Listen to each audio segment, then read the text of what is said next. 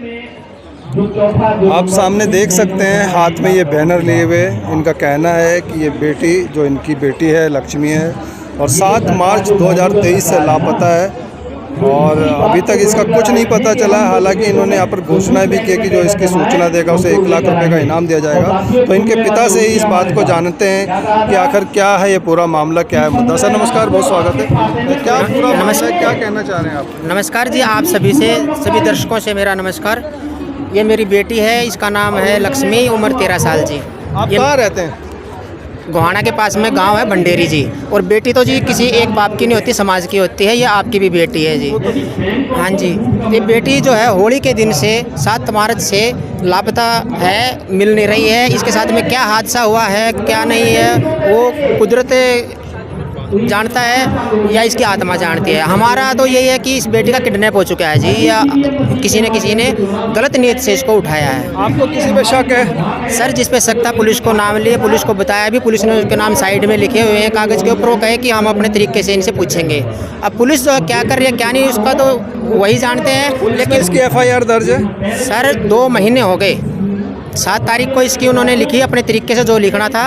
7 तारीख से आज तक बेटी के बारे में हमारे को कुछ नहीं प्रोग्रेस दिखा रहे कि भी आपकी बेटी कहाँ दिखाई दी है, मिली है, कुछ भी है। FIR हो गई है? FIR की सर, लेकिन FIR की और कागजी कार्रवाई तक ही सीमित है। खासकर प्रेजेंट टाइम का IO साहब और SHO साहब। SHO साहब वैसे बोलते बहुत मीठा हैं, बेटे की तरह बोलते हैं, जैसे कि भी उन्हीं की बेटी गुम हुई है। कह रहे कि हम कर रहे हैं। लेकिन जब ये पूछे कि आप कर क्या रहे हैं बेटी के बारे में, आप कहाँ पता कर रहे हैं, कुछ कर रहे हैं, तो उसका कोई संतोषजनक नहीं जवाब है। कोई ऐसा क्लू नहीं है कि भाई मर चुकी है या आत्महत्या की है? सर कुछ भी नहीं, कुछ भी दे देते तो फिर हम दुखी क्यों होए। इसलिए मेरी आम जनता से प्रार्थना है कि मेरी बेटी कहीं पर भी किसी को दिखाई दे तो हम जो हमारे को हमारी बेटी से मिलवा देगा, इसके बारे में बता देगा, तो 1 लाख रुपए हम उसको बतौर इनाम के तौर पे देंगे। सारी उम्र उसका एहसान मानेंगे सर जी। ये कोई भी नागरिक भी कर सका है। कोई दूसरे जगह का पुलिस डिपार्टमेंट का मान ले ड्यूटी पे जा रहा है, ड्यूटी ऑफ करके, कोई ढाबे वाला है, कोई ट्रक ड्राइवर है, कोई गाड़ी वाला है, कोई आम रेहड़ी वाला है, कोई भी इसके बारे में हमारे को सूचना दे दे, कोई मिलवा दे तो 1 लाख रुपए हम अपनी तरफ से उसको इनाम देंगे।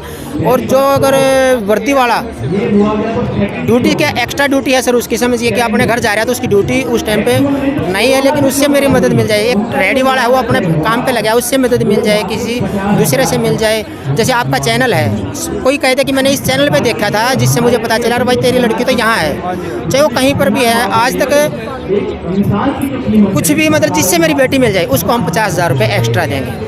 वो जैसे चैनल है आपका, हमारे को पता चल गया किसी भी चैनल से, यानी जहाँ भी दिखे या किसी के व्हाट्सएप के मैसेज से भी मुझे तो वहाँ पता चला था आपकी बेटी मैंने यहाँ देखी है।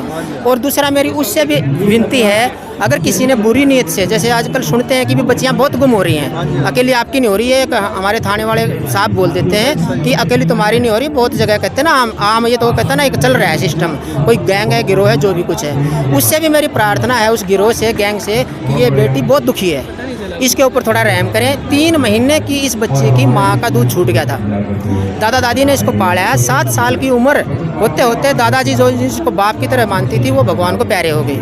उसके बाद में 12 साल की उम्र में दादी जी जिसको माँ बोलती थी बचपन से, वो भगवान को प्यारी हो गई। आज मैं बाप हूँ, आप समझ सकते हो एक बाप का दर्द कि बेटी अगर विदा भी करता है ना, बाप घर से बाहर भी भेजता है, नहीं शादी करके भेजता है ना, तब भी बहुत आत्मा दुखती है। ये मेरी बेटी है, नादान है, नाबालिग है, और ये बिल्कुल नासमझ ही समझिए आप। मैं जो भी मेरी बेटी को लौटा देगा, मुझे बता देगा कहीं पर भी, चाहे भले ही उससे गलती होगी हो।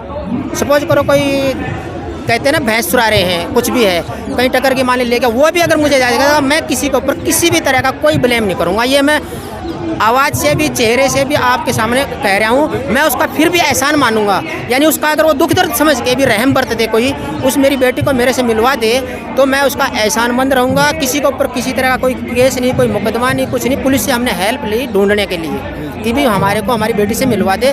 इसका मतलब ये नहीं है कि कोई हमारे को हमारी बेटी से मिलवा दे, इस डर में ना मिलवाना चाहता हो कि भी कहीं मैं ना फंस जाऊँ, तो मेहरबानी करके उस डर को निकालिए और हमारे को बेटी मिलवाने का जो है एक पुण्य का काम करिए। इसके लिए हम आजीवन आभारी रहेंगे। और सपोज करो कि मेरी सोच गलत हो, मेरी बेटी रास्ता भटक गई हो, किसी को पार्क में दिखाई दे, कहीं ढाबे पे या किसी अच्छे सज्जन पुरुष को अपने घर पे माले ले गया हो, उसको खाना खिला रहा हो।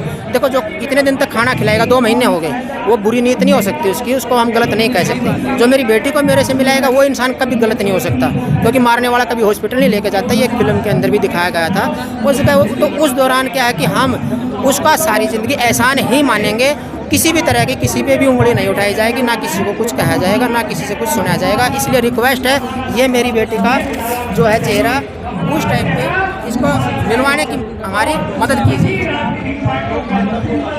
और शासन और प्रशासन से भी सर, शासन और प्रशासन से भी निवेदन है कि जैसे कहते हैं ना बेटी बचाओ, मेहरबानी करके उधर भी ध्यान दें कि भी बेटी को ढूंढने में जो है इंटरेस्ट दिखाएं। उनके पास बहुत साधन है बच्चे को ढूंढने के लिए, तो उनका प्रयोग करें। मेरी बेटी को मेरे से मिलवाने की कोशिश करें, इसके लिए मैं सारी ज़िंदगी एहसान करता हूं। धन्यवाद सर।